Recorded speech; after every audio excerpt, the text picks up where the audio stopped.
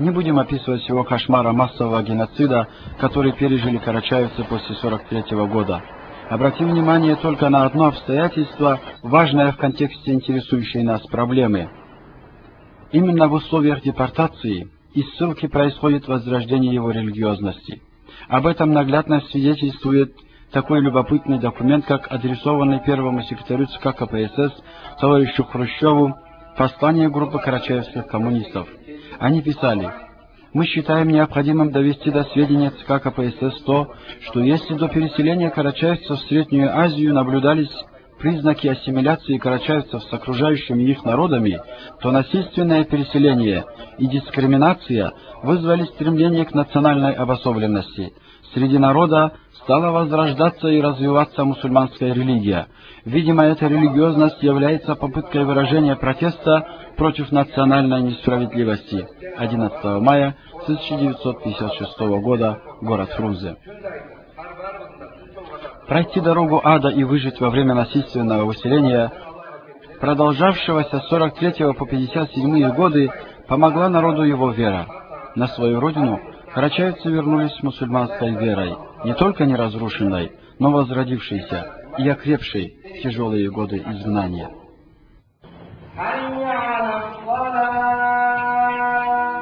Нас спас Бог. Вера. Мы молились Аллаху и трудились, жили своим трудом. Нас в Азии спасла только дружба. То, что народ, который выслали, дружили между собой, делился, трудную минуту поддерживали. Когда дома строили, несмотря кто он по нации, делали дома, мазали дома и жили дружно и хорошо. Нас спасла Бог. Мы в переселенской Азии были 14 лет, вернулись домой, слава Богу. Аллах будет нас берег и вернулись на родную землю. Вот с тех пор молимся и считаем, что действительно мы народ, верующий в Бога. В истории карачаевцев было много разных событий. Горе и радость чередовались достаточно часто, и тем не менее горцы живут не одними трагическими воспоминаниями. Природный оптимизм, надежда на счастливое будущее определяют их современную жизнь, что наиболее ярко выражается в национальных танцах, из которых можно узнать историю, культуру и традиции этого народа. Сегодня с искусством горского танца знакомит нас юношеский коллектив ансамбля «Минутау».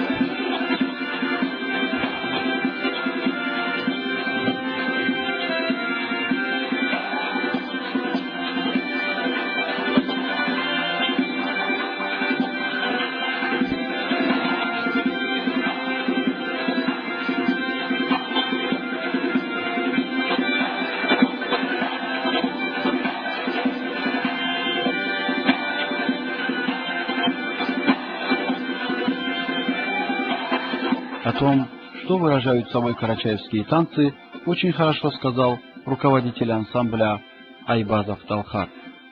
Понимаете, каждый народ в своем стиле, в своем танце, она выражает жизнь и самобытность культуры своего народа. Понимаете? Когда смотришь вот так, как будто одинаково, но в любом случае в каждом танце каждый народ показывает свой характер, свою культуру. Через танцы можно узнать даже древность народа, этнографию народа.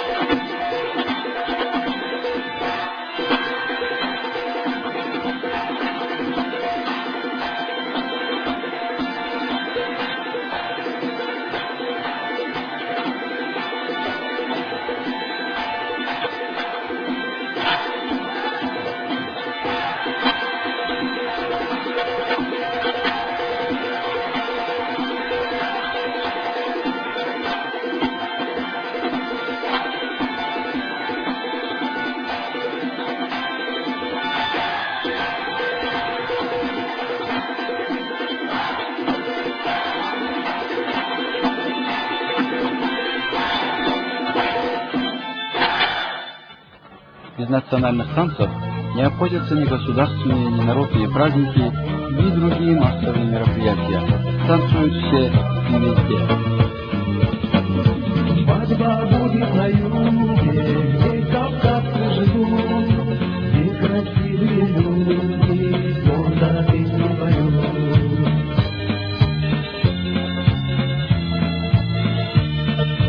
Сам я девушку встретил с черной длинной косой, голубыми глазами, с открытой душой, голубыми глазами, с открытой душой. Конечно же, без национального танца не обходится и свадьба, а свадьбы у карачаевцев бывают нескольких видов.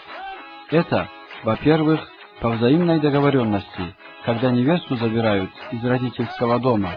Во-вторых, кража невесты по предварительному согласованию с ее родителями или только с ней. Третьим же видом свадьбы может быть кража невесты, даже если она не согласится. На такой шаг жених может пойти, когда совсем потеряет голову от безответной любви.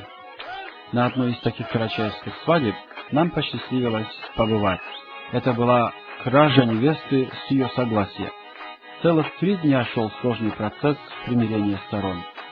И как часто бывает в подобных случаях, мудрые горцы приняли единственно правильное решение простить жениха его шалость, то бишь кражу невесты.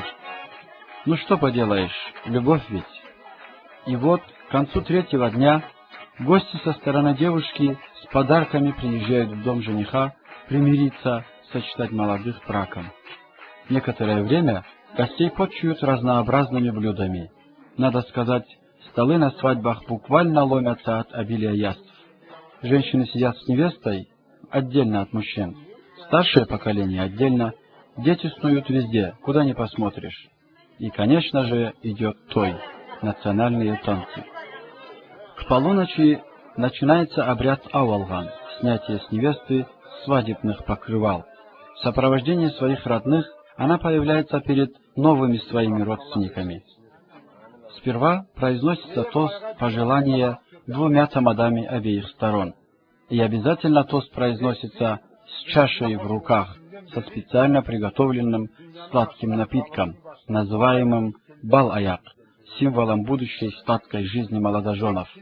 Множество теплых слов посвящено молодоженам, добрые пожелания, напутствия, которые народ сопровождает словами «Амин, амин, Аллах».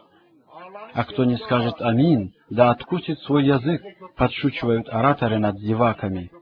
Потом из чаши должны отпить. Непременно вначале пьют дети. И в этом есть свой смысл, пожелание иметь молодым много детей. С пожеланием того, чтобы приход невесты в этот дом был бы благословенным, благополучным, счастливым, ее закидывают монетами и конфетами. И тут не обойтись без детворы. Несмотря на позднее время, они ждут свой час, добросовестно выполнить свою миссию. Ни одна монета не утаится от зорких глазенок. Впрочем, взрослые тоже помогают им.